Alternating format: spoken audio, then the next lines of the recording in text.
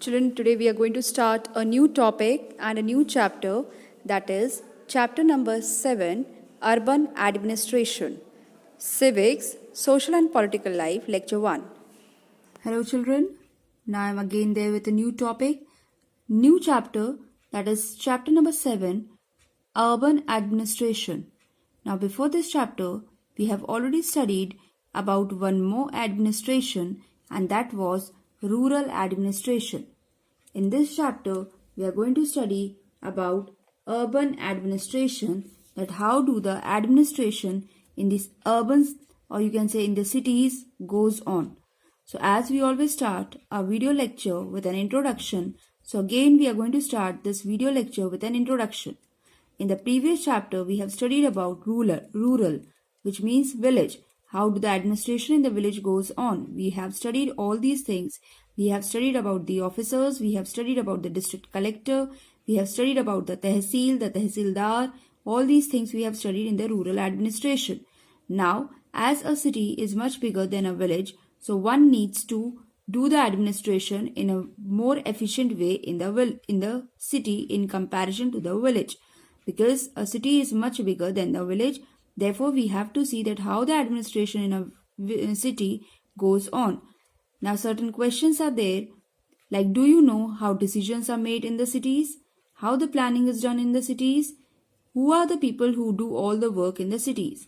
So now there are certain questions whose answers we will get as we are going to proceed with the chapter.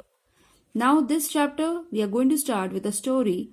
In this, as we have already started the story, we have also studied one story in the rural administration about the two persons, Mohan and Raghu, but there was a fight in the rural administration. But over here, there is no fight. There is a match, a cricket match, which is going on over here. And these children, they are playing the cricket match. Now, through this cricket match and through this small story, we are going to proceed with the chapter. In this, Mala, Shankar, Jahangir and Rehana, they are certain characters of this story. What are we going to study in this chapter? We are going to study in this chapter about the ward councillor and the administrative staff. How does the municipal corporation get its money? Community protest. What has changed since Khala retired? Now, who is Khala?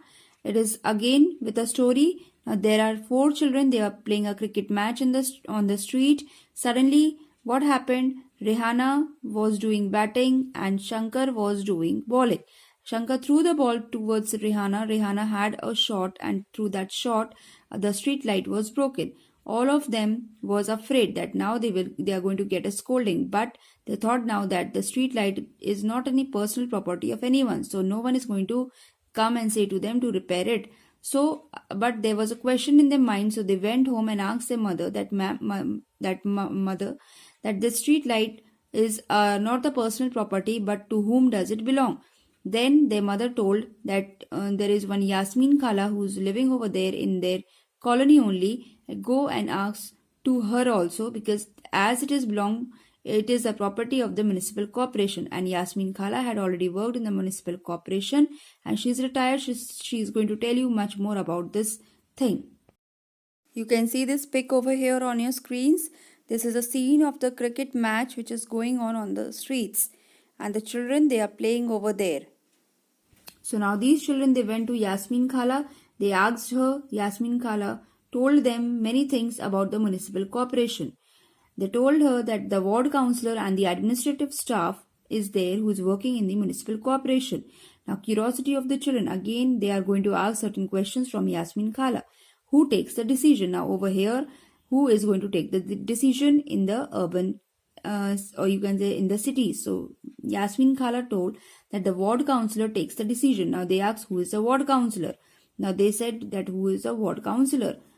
So Yasmin Khala told that our city is very big, and further the city is divided into small areas.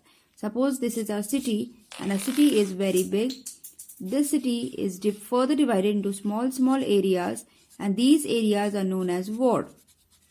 And the person of this ward or the head of this ward is known as ward councillor. Now these ward councillors, they take the decision. City further divided into ward, then ward councillor are elected. So all these ward councillors together make up one committee. Together they make up all one committee, and all these committees they take further on the decisions, and different committees are set up to perform different types of functions. Now you can see a pic over here on your screens.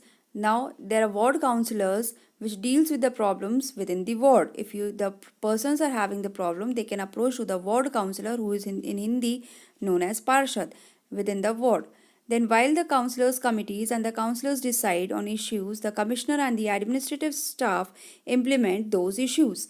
Now there are certain committees which are formed together, so they decides the work on the city level. I have shown you that certain councillors, certain ward, they form the committees, and the work of the committees is to decide the work on city level. And whatever work is decided by these committees, that work is implemented by the commissioners and the other administrative staff. And other administrative staff are appointed, and the councillors are elected, and then the working in the cities that goes on. Lot of work they have to do. Hope the topic is clear till here. We will meet again in my next lecture with again some new topics. By the time, read the chapter, read the topic. Thank you.